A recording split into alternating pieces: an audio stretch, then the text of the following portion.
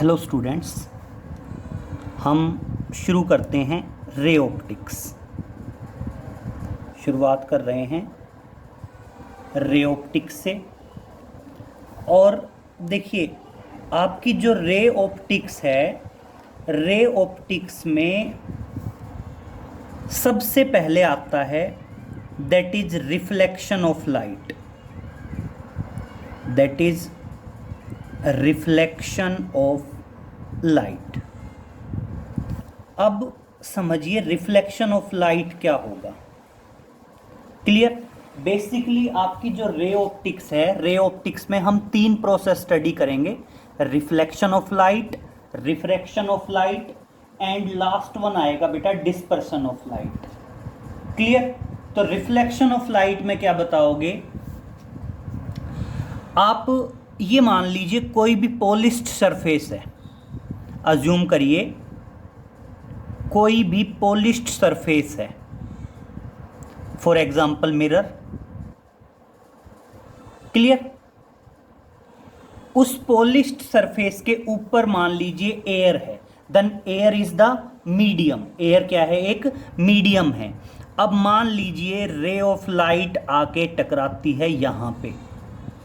कभी भी ध्यान रखना, जो भी रे ऑफ लाइट आती है और आके टकराती है, उस रे ऑफ लाइट को कहा जाता है इंसिडेंट रे। उस रे ऑफ लाइट को क्या बताया जाता है? इंसिडेंट रे बताया जाता है। क्लियर? और जिस पॉइंट पे आके टकराएगी उस पॉइंट को बताया जाता है पॉइंट ऑफ इंसिडेंस। और अब देखिए, जिस पॉइंट पे रे ऑफ लाइट आके टकराई, अगर उस पॉइंट पे हम परपेंडिकुलर ड्रा कर देंगे तो उस परपेंडिकुलर को बोला जाता है नॉर्मल। उस परपेंडिकुलर को क्या बोला जाता है? नॉर्मल बोला जाता है। और अब बेसिकली क्या होता है बेटा, जितना एंगल ये है उतना ही एंगल बनाते हुए रे ऑफ लाइट वापस चली जाती है, और जो रे ऑफ लाइट वापस जाती है उसको बोलते हैं बेटा reflected ray. That is reflected ray. और ये एंगल दोनों बराबर होते हैं। इस एंगल को बोलते हैं एंगल ऑफ इंसिडेंस और इस एंगल को बोलते हैं एंगल ऑफ रिफ्लेक्शन। तो रिफ्लेक्शन ऑफ लाइट क्या होगा कि किसी पॉलिश्ड सरफेस पे टकरा के रे ऑफ लाइट वापस उसी मीडियम में चली जाती है, या ये कहते हैं रे ऑफ लाइट अपने पाथ से डाइवर्ट हो जाती है। देखो पाथ क्या था? स्ट्रेट पाथ पे जाना चाहिए था, लेकिन किसी पॉलिश्ड सरफेस से टकरा के अपने पाथ से डाइवर्ट हो गई। इस प्रोसेस को क्या कहेंगे? That is reflection of light कहेंगे। और देखिए, पहले मान लीजिए एयर थी, जो ये पॉलिश्ड सरफेस था इसके ऊपर एयर थी, टकरा के वापस किस में चली गई? एयर में ही चली गई। तो रिफ्लेक्शन ऑफ लाइट में सिर्फ पाथ चेंज होता है, मीडियम चेंज नहीं होता। तो आप क्या बताएंगे? रिफ्लेक्शन ऑफ लाइट क्या है? Reflection of light is the process according to which ray of light retract. मतलब देखें, आप क्या बताएंगे? रिफ्लेक्शन ऑफ लाइट क्या है? एक प्रोसेस है जिसमें रे ऑफ लाइट अपने पाथ से डाइवर्ट हो जाती है after striking with A polished surface. किसी पॉलिश्ड सरफेस से टकराने के बाद अपने पाथ से क्या हो जाती है? डाइवर्ट हो जाती है। तो रिफ्लेक्शन ऑफ लाइट क्या बताओगे? It is the process of change of path. It is the process of change of path of ray of light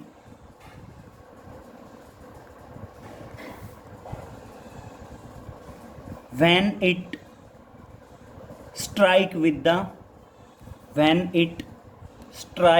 the polished surface। Clear? जब ये किसी पॉलिश्ड सरफेस पे स्ट्राइक करती है तो अपने पाथ को चेंज कर देती है। इस प्रोसेस को क्या कहते हैं? रिफ्लेक्शन ऑफ लाइट कहते हैं। और क्या होता है इन दिस प्रोसेस आप सिंपल कह सकते हैं, इस प्रोसेस के अंदर आपका मीडियम क्या रहता है बेटा? सेम रहता है। तो आप क्या बताएंगे? In this process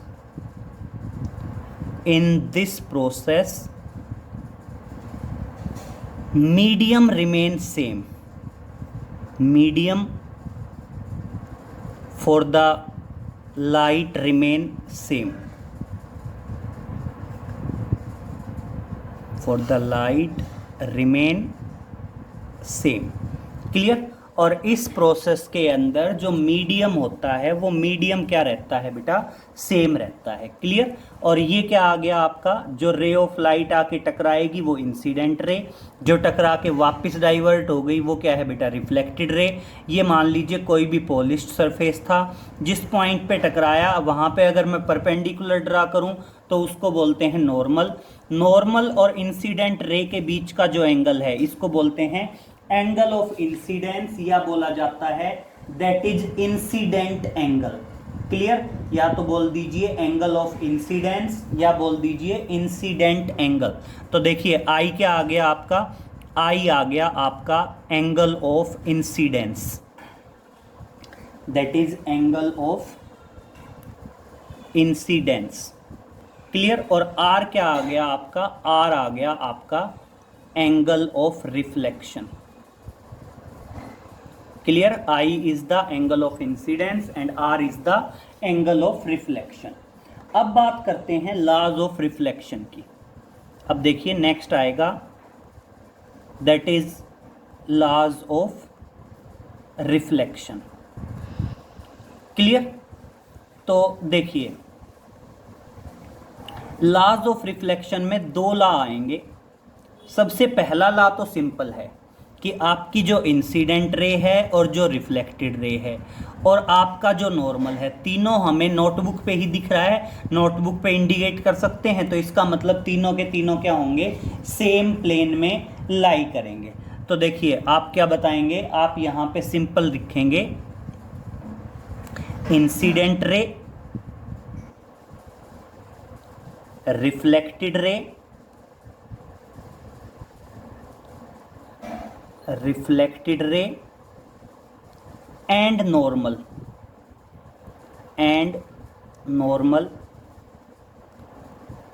all lie in the same plane. तीनों के तीनों चीजें क्या होंगी बेटा, सेम प्लेन में एग्जिस्ट करेंगी, सेम प्लेन में लाई करेंगी। क्लियर। एंड सेकंड वन आएगा बेटा आपका, सेकंड ला आएगा कि जो आपका एंगल ऑफ इंसिडेंस है वो हमेशा एंगल ऑफ रिफ्लेक्शन के बराबर होगा। तो आप क्या बताएंगे, एंगल ऑफ इंसिडेंस, जो आपका एंगल ऑफ इंसिडेंस है वो हमेशा किसके बराबर होगा बेटा, एंगल ऑफ रिफ्लेक्शन के बराबर होगा। Clear. Angle of incidence is equal to, किसके इक्वल टू रहेगा बेटा, एंगल ऑफ रिफ्लेक्शन के। क्लियर। तो सिंपल है कि जो एंगल आई है वो किसके बराबर रहेगा बेटा, एंगल आर के बराबर रहेगा। मतलब जो आपका एंगल ऑफ इंसिडेंस है that will be equal to the angle of reflection. Clear. तो क्लियर हुआ बेटा। रे ऑप्टिक्स में टॉपिक था रिफ्लेक्शन ऑफ लाइट, और ये एक सिंपल एक प्रोसेस है जिसमें रे ऑफ लाइट किसी पॉलिश्ड सरफेस से टकरा के अपने पाथ से डाइवर्ट हो जाती है, और इस टाइम पे मीडियम क्या रहता है, सेम। जो रे ऑफ लाइट आएगी उसको इंसिडेंट रे कहा जाता है, जो टकरा के वापस जाएगी उसे रिफ्लेक्टेड रे कहा जाता है। उस पॉइंट पे जो परपेंडिकुलर ड्रा होगा वो नॉर्मल। बेटा नॉर्मल और इंसिडेंट रे के बीच का जो एंगल है उसको एंगल ऑफ इंसिडेंस कहते हैं। नॉर्मल और रिफ्लेक्टेड रे के बीच का जो एंगल है उसको क्या कहा जाता है बेटा, एंगल ऑफ रिफ्लेक्शन कहा जाता है। क्लियर। और दो लॉज होंगे, इंसिडेंट रे, रिफ्लेक्टेड रे और नॉर्मल सेम प्लेन में होंगे, और आपका जो एंगल ऑफ इंसिडेंस है वो किसके इक्वल रहेगा बेटा, एंगल ऑफ रिफ्लेक्शन के इक्वल रहेगा। क्लियर। अब बात करते हैं बेटा कुछ पॉइंट्स हैं। देखो रिफ्लेक्शन बेसिकली मिरर के अंदर होता है। एक तो हम प्लेन मिरर कहते ही हैं, इसके अलावा बेटा एक होते हैं स्फेरिकल मिरर। क्लियर। तो देखिए आज हम डिस्कस करेंगे स्फेरिकल मिरर्स के बारे में। क्लियर। बात करेंगे किसकी, स्फेरिकल मिरर की। तो देखिए हम बात करते हैं स्फेरिकल मिरर। तो देखिए स्फेरिकल मिरर क्या होंगे बेटा? That is spherical mirrors. अब मेरी बात सुनिए, स्फेरिकल मिरर को कैसे जस्टिफाई करेंगे बेटा? मान लीजिए आपका होलोस्फियर है, मान लीजिए आपका कोई होलोस्फियर है,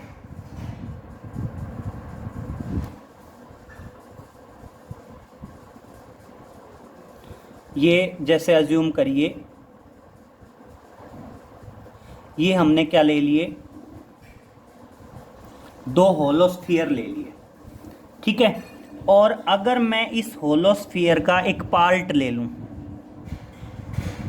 मान लीजिए ये क्या है? आपका होलोस्फियर है, और ये मैंने क्या ले लिया? होलोस्फियर का एक पार्ट ले लिया। क्लियर? ये कंप्लीट आपका होलोस्फियर था, और मैंने होलोस्फियर का क्या ले लिया? एक पार्ट ले लिया, स्मॉल पार्ट। सेम इसी तरह मान लीजिए ये आपका होलोस्फियर था, और मैं होलोस्फियर का क्या ले रहा हूँ? एक पार्ट ले रहा हूँ। ये कंप्लीट आपका होलोस्फियर था, और मैंने होलोस्फियर का क्या ले लिया बेटा? एक पार्ट ले लिया। तो ये जो पार्ट होगा ना बेटा, ये पार्ट आपका क्या होगा? स्फेरिकल मिरर होगा। ये पार्ट आपका क्या होगा? स्फेरिकल मिरर होगा। और मेरी बात बहुत ध्यान से सुन लीजिए, मिरर के अंदर एक साइड तो होती है ओपेक, और दूसरी साइड होती है आपकी रिफ्लेक्टिंग। क्लियर? किसी भी मिरर के अंदर एक साइड क्या होती है? ओपेक, और दूसरी साइड क्या होती है? रिफ्लेक्टिंग। क्लियर? तो देखिए, स्फेरिकल मिरर क्या बताएंगे? स्फेरिकल मिरर बताएंगे it is the part of hollow sphere, it is the part of hollow sphere whose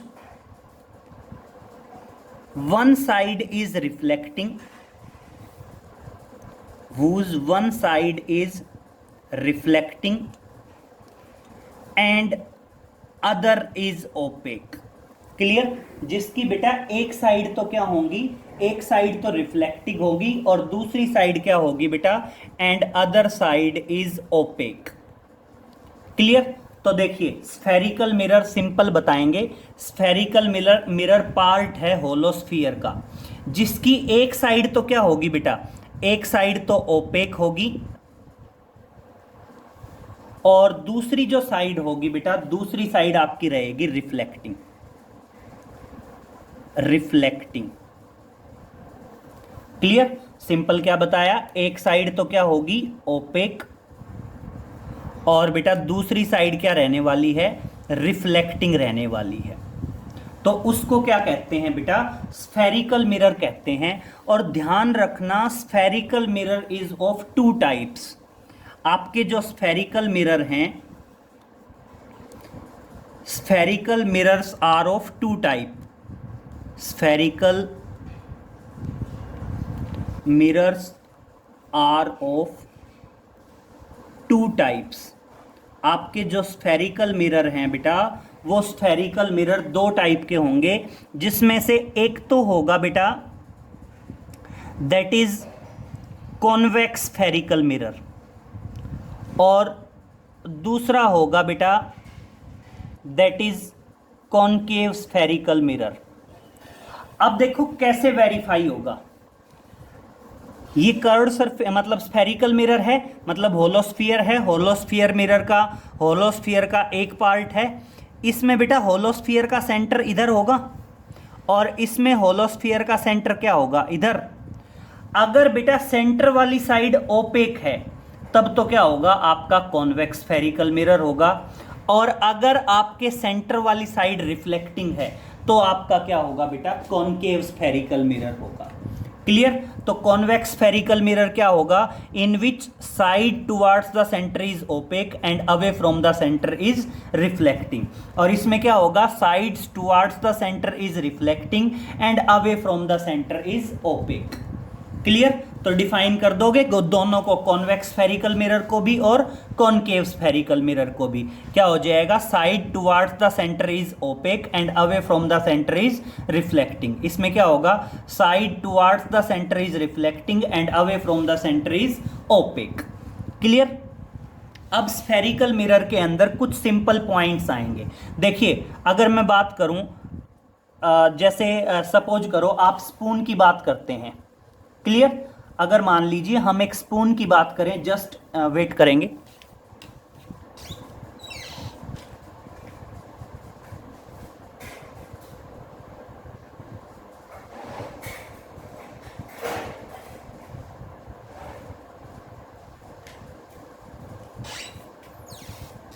देखिए हम बात कर रहे हैं कॉनकेव और कॉन्वेक्स स्फेरिकल मिरर की। सबसे बेस्ट एग्जांपल हो सकता है बेटा आपका स्पून। अब देखो स्पून के अंदर दो पोर्शन होते हैं, एक तो स्पून का इनर पोर्शन है ये वाला, क्लियर, और एक स्पून का आउटर पोर्शन है ये वाला। अगर स्पून मिरर की तरह हो, अगर मैं स्पून के इनर पोर्शन को देखूं तो स्पून का जो इनर पोर्शन है बेटा वो कॉनकेव स्फेरिकल मिरर की तरह काम करेगा, और अगर मैं स्पून के आउटर पोर्शन को देखूं तो स्पून का जो आउटर पोर्शन है वो किसकी तरह काम करेगा, कॉन्वेक्स स्फेरिकल मिरर की तरह काम करेगा। क्लियर। तो देखिए अगर मान लीजिए मैं कहता हूं ये आपका स्फेरिकल मिरर है, तो अभी हम बता नहीं सकते कि ये कौन सा स्फेरिकल मिरर है, क्या है। क्लियर। मान लीजिए मैं सिंपल ऐसे लाइन खींचता हूं और मैं कहता हूं what type of mirror is this, तो अभी हम कुछ नहीं बता सकते कि ये कौन सा मिरर है। क्लियर। तो मिरर कैसे डिसाइड होगा बेटा, जब डिसाइड होगा हम एक साइड रिफ्लेक्टिंग करेंगे और एक साइड क्या कर देंगे, ओपेक कर देंगे। जैसे मान लीजिए अगर मान लो मैं इसकी बात करूं तो अब तक ये कोई मिरर नहीं है, लेकिन अगर मैंने इधर इस साइड को ओपेक कर दिया और बाहर वाली साइड को रिफ्लेक्टिंग कर दिया तो ये क्या हो गया, कॉन्वेक्स हो गया। सेम इसी तरह अगर मान लीजिए ये था और इसमें मैंने बाहर वाली साइड को कर दिया तो ये क्या आ गया, आपका कॉनकेव आ गया। क्लियर। अब मेरी बात सुनिए, हर एक स्फेरिकल मिरर के अंदर क्या होगा बेटा, पोल होगा। पोल आप क्या बताएंगे, सिंपल जो किसी भी स्फेरिकल मिरर का मिड पॉइंट होगा। क्या बताएंगे, जो किसी भी स्फेरिकल मिरर का मिड पॉइंट होगा उस मिड पॉइंट को क्या कहा जाता है, पोल कहा जाता है। क्लियर। तो ये कुछ पॉइंट्स हैं, स्पेसिफिकेशन है, टर्म्स हैं जो आपके मिरर के बारे में होती हैं। सबसे पहली स्पेसिफिकेशन आएगी बेटा पोल। पोल को जनरली पी से डिनोट करते हैं, और पोल क्या होता है, the mid point of spherical mirror is known as pole. The mid point of the spherical mirror is known as pole. Clear. किसी भी स्फेरिकल मिरर का जो मिड पॉइंट होगा उस मिड पॉइंट को हम क्या बोलते हैं बेटा, पोल बोलते हैं, और जनरली किससे डिनोट करते हैं, पी से डिनोट करते हैं। क्लियर। किसी भी मिरर का जो मिड पॉइंट होगा उस मिड पॉइंट को क्या बोलते हैं, पोल बोलते हैं, और किससे डिनोट करते हैं, पी से डिनोट करते हैं।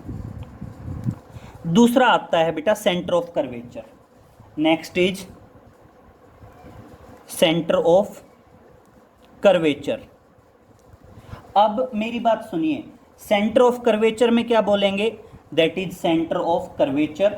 सेंटर ऑफ कर्वेचर क्या बताएंगे, कैपिटल सी से डिनोट करेंगे। और आपका मिरर जिस होलोस्फीयर का पार्ट है, देखो कोई भी स्फेरिकल मिरर होगा वो अपने आप में होलोस्फीयर का पार्ट होगा बेटा। वो जो सेंटर है वो उस होलोस्फीयर का सेंटर है, लेकिन इस मिरर के लिए वो किसका काम करेगा, सेंटर ऑफ कर्वेचर का काम करेगा। जैसे मान लीजिए ये होलोस्फीयर है, इसका सेंटर लगभग यहाँ कहीं होगा, तो ये होलोस्फीयर के लिए तो सेंटर है, लेकिन इस स्फेरिकल मिरर के लिए ये क्या है, सेंटर ऑफ कर्वेचर है। क्लियर। तो सेंटर ऑफ कर्वेचर क्या होगा, it is the centre of curvature क्या है, the centre of holosphere, the centre of holosphere whose part is spherical mirror। Clear? जिसका एक पार्ट आपका स्फेरिकल मिरर है उसको हम क्या बोलते हैं? सेंटर ऑफ कर्वेचर बोलते हैं। क्लियर? और बेटा सेंटर ऑफ कर्वेचर और पोल को ज्वाइन करने वाली लाइन को बोला जाता है radius of curvature. Centre of curvature और पोल को ज्वाइन करने वाली लाइन को क्या बोला जाता है? That is radius of curvature बोला जाता है। क्लियर हुआ? रेडियस ऑफ कर्वेचर को जनरली कैपिटल आर से डिनोट करते हैं। तो रेडियस ऑफ कर्वेचर क्या आएगा? देखिए पहले आ गया पोल, पोल के बाद आ गया आपका centre of curvature, centre of curvature के बाद आया आपका रेडियस ऑफ कर्वेचर। तो रेडियस ऑफ कर्वेचर क्या हो सकता है? पोल और सेंटर ऑफ कर्वेचर के बीच का जो डिस्टेंस है उसको हम क्या कहते हैं? That is known as the radius of curvature. या सिंपल बता सकते हैं, it is the radius of holosphere which one part is spherical mirror, जिसका एक पार्ट क्या है? आपका स्फेरिकल मिरर है। क्लियर? तो क्या बताओगे? The radius of holosphere, the radius of holosphere whose part is spherical mirror is known as radius of curvature. या सिंपल कह सकते हैं पोल और सेंटर ऑफ कर्वेचर के बीच का जो डिस्टेंस है वो क्या कहा जाता है बेटा? रेडियस ऑफ कर्वेचर कहा जाता है।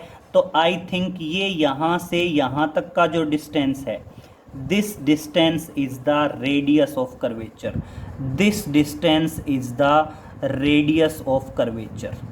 क्लियर? फिर एक आएगा बेटा प्रिंसिपल एक्सिस। अब देखिए प्रिंसिपल एक्सिस क्या होगा? That is principal axis.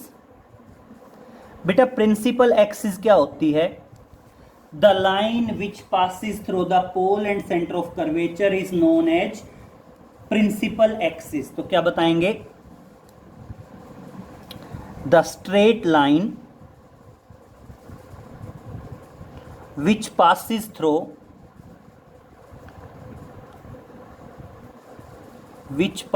through pole and center of curvature is known as principal axis।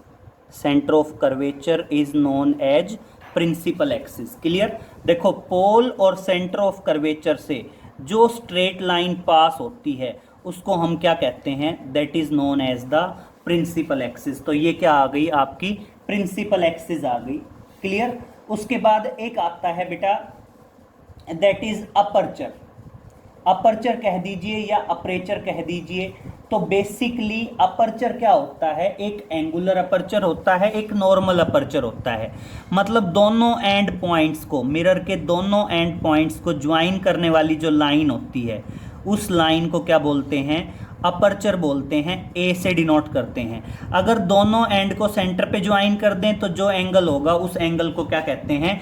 Angular aperture कहते हैं। तो अपर्चर दोनों तरह का हो सकता है, नॉर्मल अपर्चर भी बताया जा सकता है या एंगुलर अपर्चर भी बताया जा सकता है। क्लियर? दोनों एंड पॉइंट्स को ज्वाइन करने वाली जो लाइन है उसे क्या कहा जाता है? अपर्चर कहा जाता है। क्लियर? एक आता है बेटा प्रिंसिपल फोकस या focus point. That is principal focus या उसको क्या कहा जाता है? फोकस पॉइंट कहा जाता है। Focus point generally capital F से डिनोट करते हैं। और बेटा ध्यान रखेंगे फोकस पॉइंट हमेशा पोल और सेंटर ऑफ कर्वेचर के बिल्कुल मिडल में होगा। हमेशा कहाँ पे होगा? पोल और सेंटर ऑफ कर्वेचर के बिल्कुल मिड में आएगा। That is focus point. और बेटा फोकस पॉइंट पे क्या होगा? देखो आपका जो कॉनकेव कॉन्वेक्स स्फेरिकल मिरर होता है वो उसके ऊपर इंसिडेंट होने वाली रेज को डाइवर्ट कर देता है फैला देता है, इसीलिए आपके कॉन्वेक्स स्फेरिकल मिरर को कहा जाता है डाइवर्जेंट मिरर। क्लियर? आपका जो कॉन्वेक्स स्फेरिकल मिरर है, कॉन्वेक्स स्फेरिकल मिरर को क्या कहा जाता है? डाइवर्जेंट मिरर कहा जाता है। और आपका जो कॉन्केव स्फेरिकल मिरर है वो क्या करता है बेटा? आपकी लाइट रेज को कन्वर्ज कर देता है, इसलिए उसको क्या कहा जाता है? कन्वर्जेंट मिरर भी कहा जाता है। क्लियर? तो आपका जो कॉन्वेक्स है वो क्या होगा? डाइवर्जेंट मिरर होगा, और जो कॉन्केव है वो क्या होगा? आपका कन्वर्जेंट मिरर होगा। क्लियर? तो देखिए, आप क्या बताओगे? आप बताओगे कि जो कॉन्वेक्स स्फेरिकल मिरर है, कॉन्वेक्स स्फेरिकल मिरर होता है बेटा डाइवर्जेंट मिरर, डाइवर्जेंट मिरर। और जो कॉन्केव स्फेरिकल मिरर होता है वो क्या होता है बेटा? Convergent spherical mirror. Clear?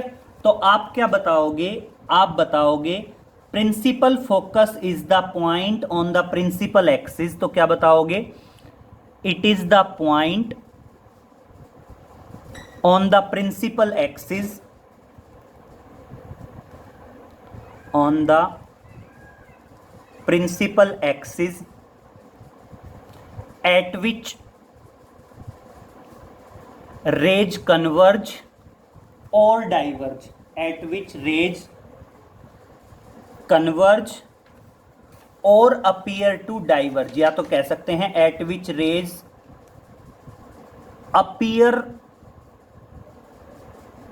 to converge or diverge। Clear? Appear to converge और diverge. Clear? After the reflection from the mirror, after the reflection from the mirror. Clear हो गया बेटा? मिरर से रिफ्लेक्शन के बाद जहां पे रेज या तो कन्वर्ज होंगी या डाइवर्ज होंगी, उस पॉइंट को क्या कहा जाता है? प्रिंसिपल फोकस या फोकस पॉइंट कहा जाता है। और ध्यान रहे, फोकस पॉइंट हमेशा पोल और सेंटर ऑफ कर्वेचर के बिल्कुल मिड में होता है। पोल और सेंटर ऑफ कर्वेचर के बिल्कुल कहां पे रहेगा? मिड में रहेगा। नेक्स्ट पॉइंट की बात करते हैं बेटा, focal length, that is focal length. और बेटा फोकल लेंथ को स्मॉल f से डिनोट करते हैं, और ये क्या होता है? Separation between pole and focus point is known as the focal length. Pole और फोकस पॉइंट के बीच का जो सेपरेशन होगा, पोल और फोकस पॉइंट के बीच का जो सेपरेशन होगा, उसे क्या कहेंगे? फोकल लेंथ कहेंगे। और किस से डिनोट करेंगे? स्मॉल f से। तो ये जो डिस्टेंस है, कौन सा? ये वाला, ये जो डिस्टेंस है, this distance is known as the focal length. तो क्या बताओगे? The separation between pole and focus point is focal length। Clear? Pole और जो फोकस पॉइंट है उसके बीच का जो सेपरेशन होता है, उस सेपरेशन को क्या कहा जाता है बेटा? फोकल लेंथ कहा जाता है। क्लियर? तो देखिए, mid point pole, centre of curvature, pole और सेंटर ऑफ कर्वेचर के बीच का जो सेपरेशन है वो रेडियस ऑफ कर्वेचर। बेटा पोल और सेंटर ऑफ कर्वेचर के बिल्कुल मिड में आएगा फोकस पॉइंट, और पोल और फोकस पॉइंट के बीच का जो सेपरेशन है उस सेपरेशन को क्या कहा जाता है? फोकल लेंथ कहा जाता है। कॉन्वेक्स स्फेरिकल मिरर डाइवर्जेंट होता है, और बेटा कॉन्केव स्फेरिकल मिरर क्या होता है? कन्वर्जेंट होता है। अब देखिए, चलते हैं नेक्स्ट पॉइंट पे। यस, अब बात करते हैं 2-3 पॉइंट्स की, समझेंगे बहुत ध्यान से, इंपॉर्टेंट हैं। हमने कहा ये अभी कौन सा स्फेरिकल मिरर है? बेटा ये अभी कोई भी नहीं है, लेकिन अगर मैं सेंटर वाली साइड को ओपेक करूं, आपकी जो सेंटर वाली साइड है उसको अगर मैं क्या कर दूं? ओपेक कर दूं, तो ये कौन सा मिरर हो गया? That is convex spherical mirror हो गया। कौन सा हो गया? कॉन्वेक्स स्फेरिकल मिरर हो गया। Clear. This mid point is known as pole. ये मिड पॉइंट क्या आया आपका? पोल आया। बेटा ये जो पॉइंट आया ये क्या आया आपका? सेंटर ऑफ कर्वेचर आया। और ये जो डिस्टेंस है, this distance is known as radius of curvature. बिल्कुल जो मिड पॉइंट आया, ये मिड पॉइंट क्या आया? Focus point. और पोल और फोकस पॉइंट के बीच का डिस्टेंस क्या आया? Focal length. And the axis which passes through the pole and centre of curvature is known as principal axis. Clear. अब एक पॉइंट नोट में डालेंगे, ये कौन सा है? कॉन्वेक्स है। और अगर मैं कॉनकेव की बात करूं तो कॉनकेव में क्या होगा? यस, समझें बहुत ध्यान से, ये कौन सा होगा? This is concave spherical mirror. और इसमें ये जो पॉइंट होगा, this is pole, this is centre of curvature, this is the radius of curvature, the midpoint is known as focus point, and this is the focal length, and this axis is known as principal axis। Clear. तो आप note में डालेंगे सबसे पहला point कि किसी भी spherical mirror के अंदर जो फोकल लेंथ है, आपकी जो फोकल लेंथ है वो क्या रहेगी? Half of radius of curvature रहेगी। या आप क्या कहेंगे? रेडियस ऑफ कर्वेचर जो होगा वो क्या रहेगा? ट्वाइस ऑफ फोकल लेंथ रहेगा। ठीक है, तो ये ध्यान रखना, ये रिलेशन है between radius of curvature and focal length. ध्यान रहेगा, that is the relation between radius of curvature and focal length. Relation between radius of curvature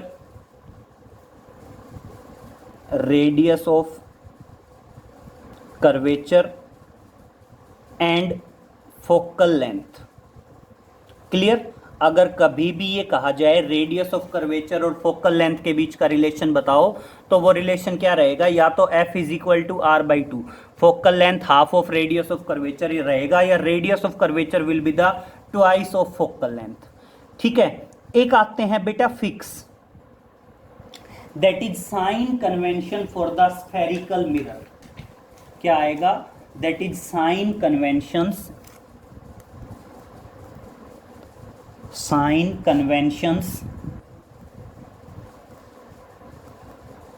for spherical mirror.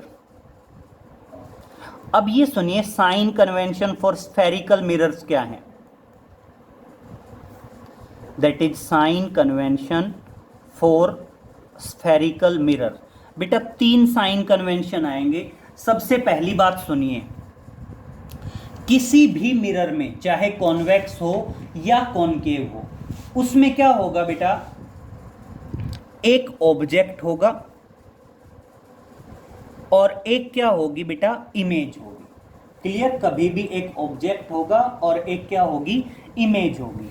अब मान लीजिए आप कहते हैं this is the object and let this will be the image. और मान लीजिए ये क्या है? इमेज है। This is the object and this is the image. Clear. चाहे कॉन्वेक्स हो और चाहे क्या हो बेटा? कॉनकेव हो, दोनों में सेम पॉइंट रहेगा। अब अगर मैं कहूं ऑब्जेक्ट का डिस्टेंस, वो भी बेटा पोल से मेजर किया जाएगा। मैं कहूं इमेज का डिस्टेंस, तो वो भी कहां से मेजर किया जाएगा? पोल से मेजर किया जाएगा। तो बिल्कुल फिक्स होता है कि all the distance are measured from the pole. तो देखो साइन कन्वेंशन में पहला आएगा all the distances are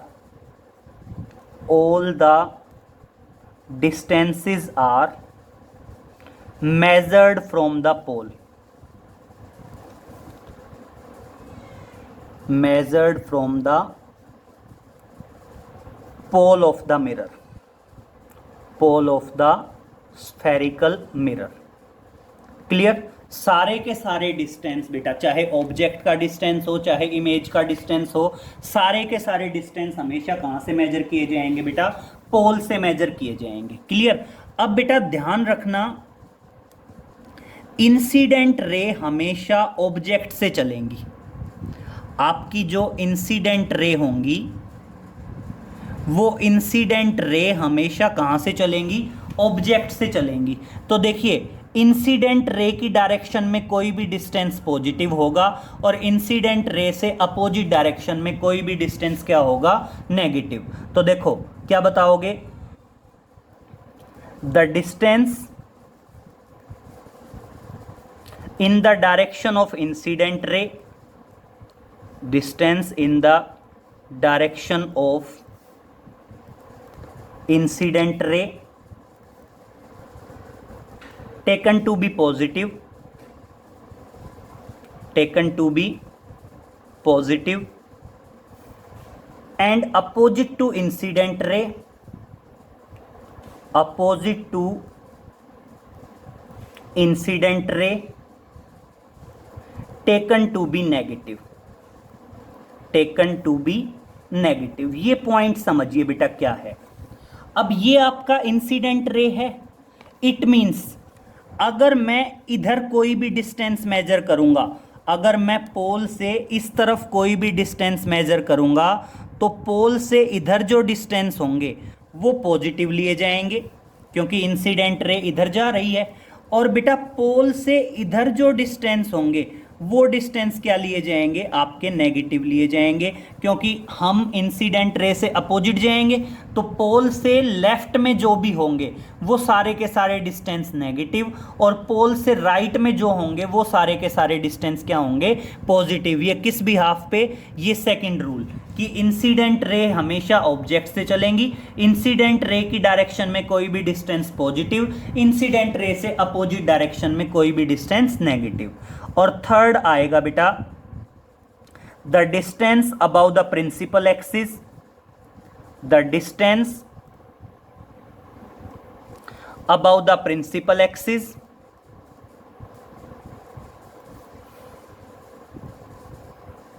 the distance above the principal axis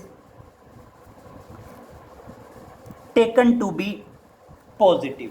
तो क्या बताएंगे, जो डिस्टेंस है,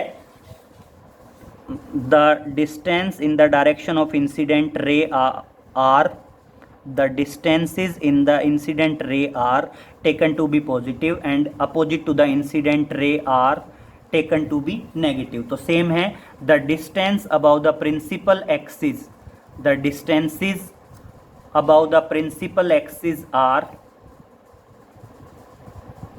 taken to be positive and below the principal axis, below the principal axis are taken to be negative, taken to be negative। मतलब अगर principal axis से ऊपर कोई डिस्टेंस है तो प्रिंसिपल एक्सिस से ऊपर की तरफ जो डिस्टेंस है वो पॉजिटिव लिया जाएगा, और बेटा प्रिंसिपल एक्सिस से नीचे की तरफ अगर कोई डिस्टेंस है तो वो क्या लिया जाएगा, नेगेटिव लिया जाएगा। देखो क्लियर करते हैं, मान लीजिए ये ऑब्जेक्ट है, मान लीजिए ये क्या है, आपका ऑब्जेक्ट है। क्लियर। तो रे कहां से चलेंगी, इंसिडेंट रे ऑब्जेक्ट से चलेंगी।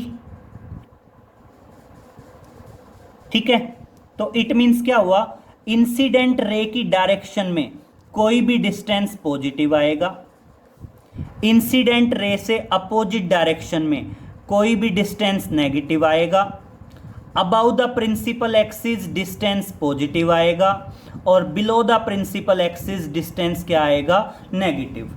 और फर्स्ट साइन कन्वेंशन क्या है कि all the distance are measured from pole, कि जो सारे के सारे डिस्टेंस हैं वो कहाँ से मेजर किए जाएंगे, पोल से मेजर किए जाएंगे। क्लियर। तो ये रिलेशन इंपॉर्टेंट है, ये जो रिलेशन है किस किस के बीच का, रेडियस ऑफ कर्वेचर और फोकल लेंथ, ये इंपॉर्टेंट है। साइन कन्वेंशन ध्यान रहे, आपको पता होना चाहिए स्फेरिकल मिरर में pole, centre of curvature, radius of curvature, focus point, focal length, principal axis. Clear. और ध्यान रहे कॉन्वेक्स स्फेरिकल मिरर जो है वो डाइवर्जेंट होता है, और जो कॉनकेव स्फेरिकल मिरर है वो क्या होता है बेटा, कन्वर्जेंट होता है। इतना कर लेंगे, बाकी आगे नेक्स्ट लेक्चर में मिलते हैं। Okay, thank you.